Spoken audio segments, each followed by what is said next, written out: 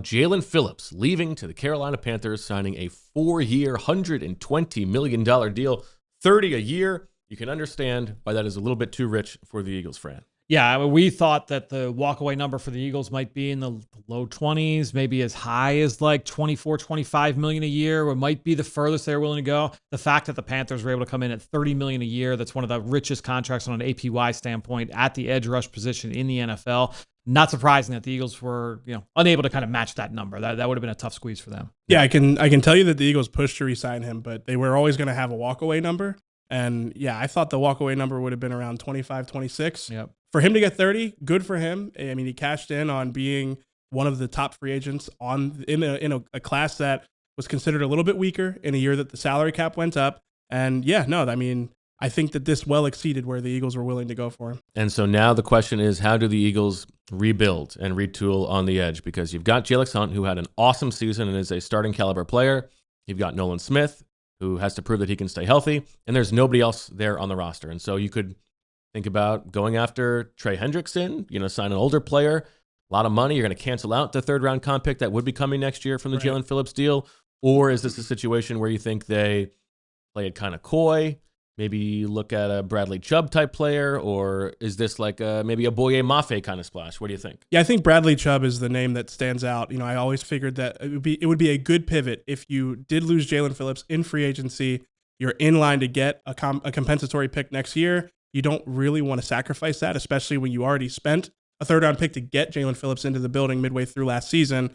And for that reason, Bradley Chubb does not count against the comp pick formula because he was released by the Miami Dolphins. He's got a history with Vic Fangio. He's been productive throughout his career. I think he does make sense as the next player to watch for the Eagles at edge rusher because you're right, they do need help at that position. Yeah, look, this is a former top 5 pick. You mentioned the history with Vic Fangio.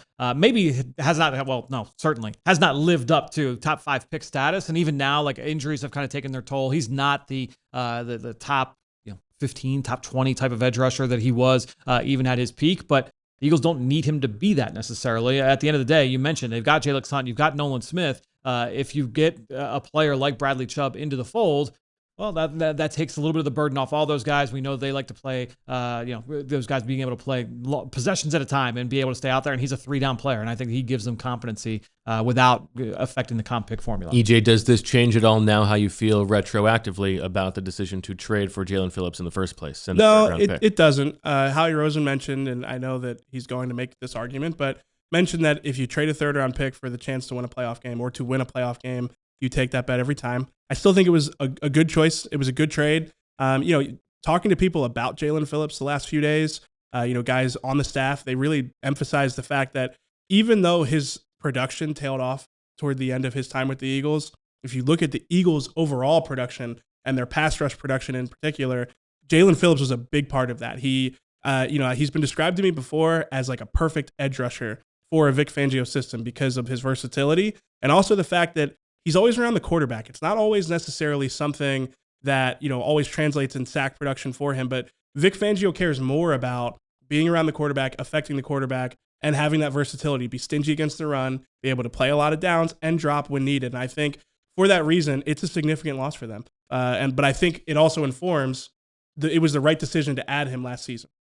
I think that's right. You have to divorce. They made the trade knowing that there was a good chance that they were not going to re-sign him. And I actually think the odds of them re-signing him improved after he got here. I think they made the trade explicitly thinking it was just a rental.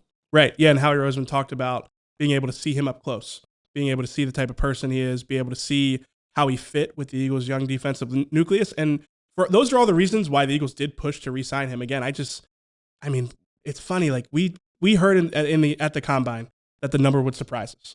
Mm-hmm. And even then, we were like, okay, like 27, 27 a year would have surprised us. When we started this conversation, we figured somewhere between 21, maybe up to 24. The George Karlaftis deal in that range really stood out.